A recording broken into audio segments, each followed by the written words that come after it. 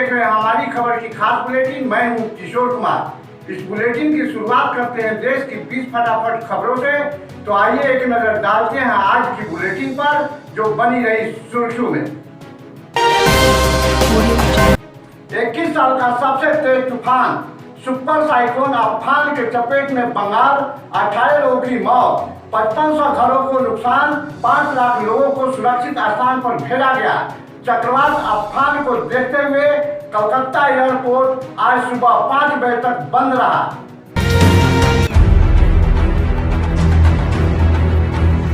इक्कीस साल का सबसे तेज सुपर साइक्लोन अम्फान ने पश्चिम बंगाल और उड़ीसा में तबाही मचा दी।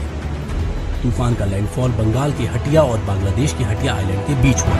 तूफान जब बंगाल में दाखिल हुआ तो हवाओं की रफ्तार 190 किलोमीटर प्रति घंटा थी। साइक्लोन की वजह से दोनों ही राज्यों में तेज हवाओं के साथ भारी बारिश हो रही है। बंगाल में 5 लाख और उड़ीसा में करीब 1,58,000 लोगों को सुरक्षित स्थानों पर पहुंचाया गया है। पश्चिम बंगाल के हावड़ा और नॉर्थ 24 परगना में तेज रफ्तार हवाओं की वजह से पेड़ उखड़ गए। ईस्ट मिदनापुर में एनडीआरएफ अम्फान चक्रवात के चलते जारी भारी तूफान और बारिश के बीच राहत एवं बचाव कार्य में जुटी है।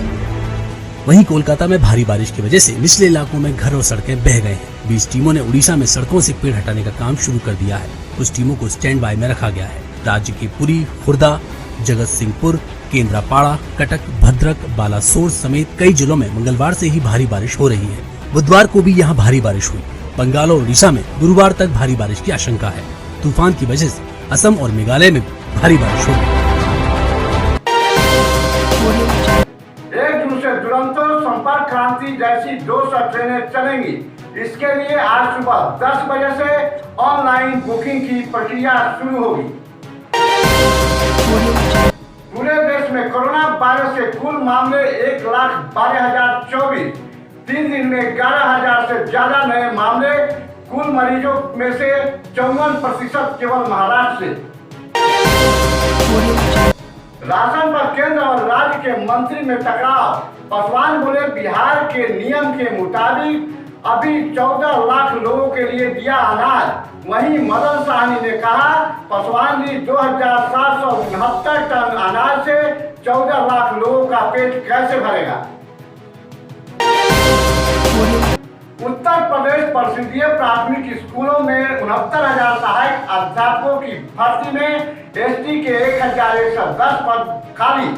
एसटी अध्यापकों को भी मिलेगा मौका।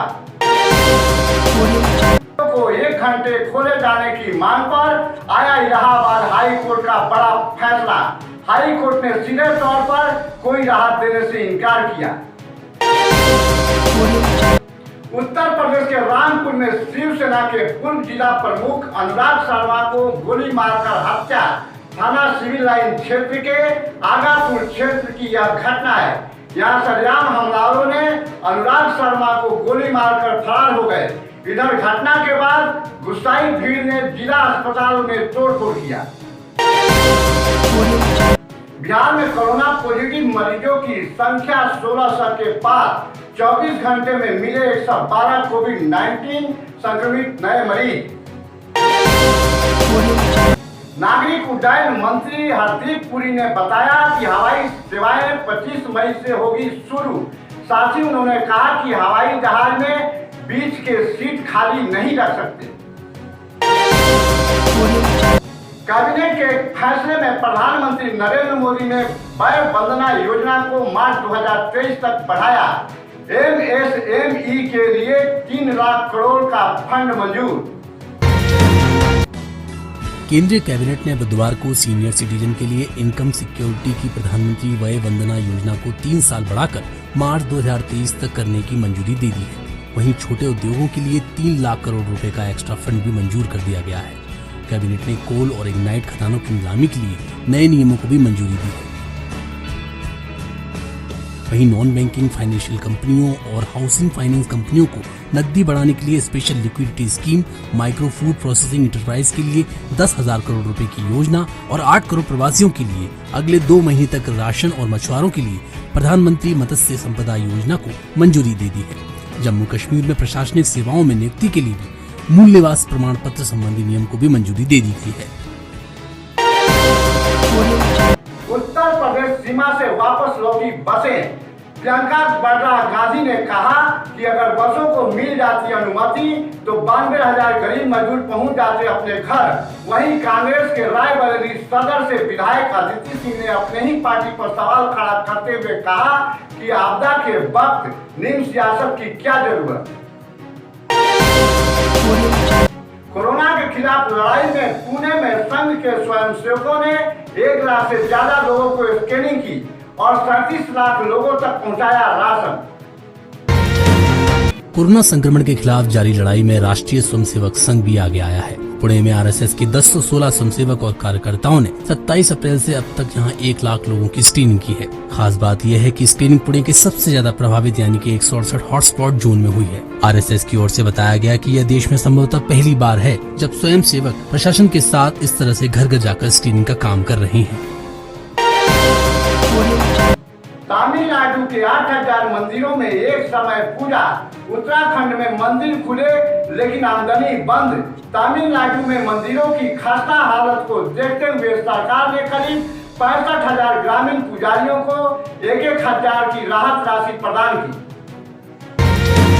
नेशनल लॉकडाउन के कारण मंदिरों और धार्मिक शहरों की अर्थव्यवस्था चरमराने लगी है। तमिलनाडु के 8,000 छोटे और मध्यम मंदिरों में दान की आवक न होने के कारण सरकार से मांग की जा रही है कि इनके बिजली के बिल माफ किए जाएं। यहाँ दिन में 2 से 5 बार की बजाय अब सिर्फ 1 बार ही पूजा हो रही है। लॉकडाउन 31 मई तक बढ़ने के बाद मंदिरों को जल्द सुधार की उम्मीद भी नहीं है। पूरे देश में स्थिति सामान्य होने में लंबा वक्त लगने का अनुमान है, तभी टूरिज्म सेक्टर में भी सुधार हो सकता है। कई धार्मिक शहर लॉकडाउन के कारण प्रभावित हुए हैं। इनमें उत्तराखंड, तमिलनाडु, कर्नाटक, मध्य प्रदेश, महाराष्ट्र और बिहार जैसे राज्यों के शहर शामिल हैं।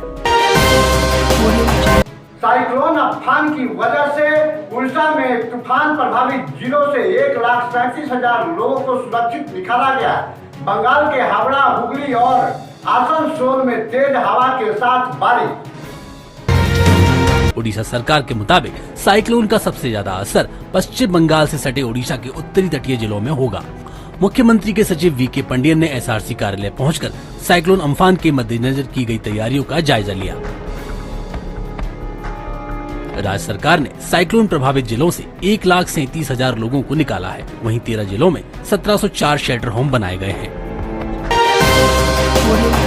ताइवान ने चीन का आधिपत्य स्वीकार करने से मना करते हुए कहा कि ताइवान के दर्जे को कम करने वाले एक देश दो प्रणाली के सिद्धांत को किसी भी कीमत पर स्वीकार नहीं किया जाएगा। अब वक्त हो चला है आपसे विदा लेने का। फिर जल्द हाजिर होंगे एक खास मुलाकात के साथ। तब तक बने रहिए आप हमारी खबर के साथ।